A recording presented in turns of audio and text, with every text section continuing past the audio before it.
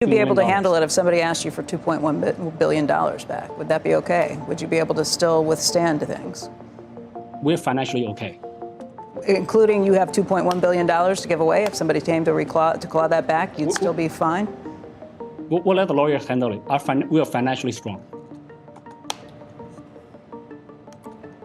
You know, the $500 million that you guys spent on Twitter, where did that money come from? Are you confident in that? Or do you have additional money? And the reason I ask these questions is, again, you guys aren't FTX, but FTX was making a lot of investments in other places that turned out to be customers' money.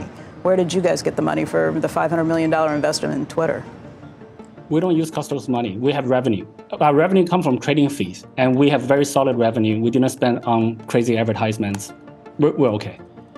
And we paid the Twitter investment already in cash. Was done. It was not customer money. That I can guarantee you. In 21, Sam Bankman-Fried said that he bought you out, your stake in the company.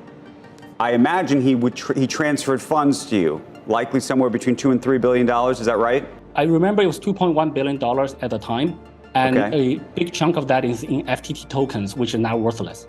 So he sent you FTT tokens, and you believe that the majority of the $2.1 billion was that?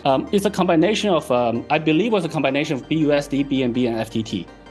I don't know the exact combination now, but it's probably about, I don't remember exactly, but FTT is a big chunk. And that's why we still had, even after the FTT price dropped over the last year, we still had $500 million worth of it. $580 million worth of it on the day when we transferred from the address we received a year and a half ago. We never touched it. We actually kind of forgot about it. And then we transferred it on the blockchain from that address we received to Binance.com, and that got picked up by the community. So in this industry, everything's very transparent. Well, but my question to you is, both a bankruptcy judge and potentially others could seek, like they did in the case of Bernie Madoff, frankly, to seek to claw back that money. So if you had to send a check in US dollars for $2.1 billion, could you? So I think we'll leave that to the lawyers. I think our legal team is perfectly capable of handling it. My expectation, though, just from common logic, is that there was a lot of spendings after that transaction in the more recent times. CZ, the other thing I wanted to ask you about, and this relates to FTX. Yesterday, Kevin O'Leary testified in front of the Senate, and he was asked, where did the money go, meaning the FTX money? And he suggested that one place that the money may have gone is, in fact, to you. When Sam Bankman-Fried, back in the summer of 21, effectively bought out your stake in the company.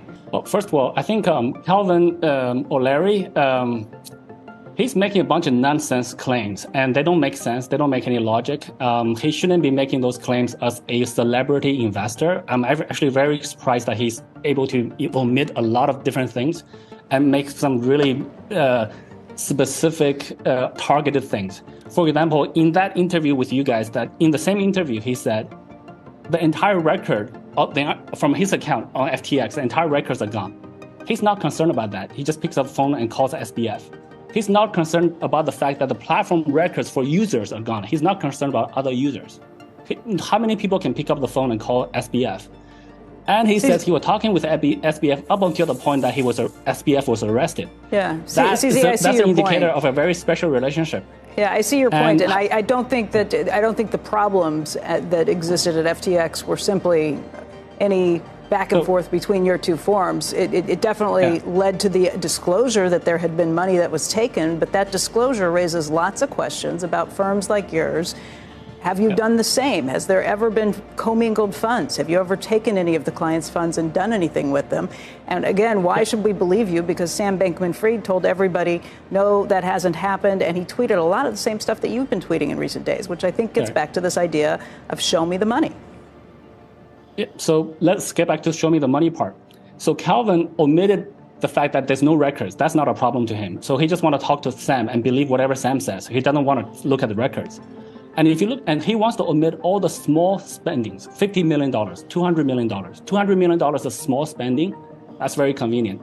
He says he didn't know that Binance was a shareholder of FTX. So he invested in FTX without looking at the cap table. But he was very specific in the way he counts for a transaction 2 years ago. So that's kind of contradictory. So I think Calvin's a liar. So I think he's lying about a bunch of stuff. So that's his problem. To us, we want to be transparent. We want to set the golden standard for reliability, solidness in this space. So well-run crypto exchanges should hold user assets one-to-one. So user deposit Bitcoin, we hold it in Bitcoin, we move to a cold wallet, we keep some in the hot wallet. And people, they sell it. Now the Bitcoin belongs to somebody else, but we still hold it in the cold storage. People can withdraw 100% of the assets they have on Binance. We will not have an issue in any given day. So 100% of the users withdraw 100% of the assets, we'll be fine. This is very different for traditional financial people to understand because banks run on fractional reserves. And the traditional regulators, many of them may think that it's okay for crypto businesses to be running on fractional reserves. That is not okay. In crypto, there's no central bank printing money to bail out banks when there's a liquidity crunch. So crypto businesses have to hold user assets one-to-one. And that's what we do. It's very simple.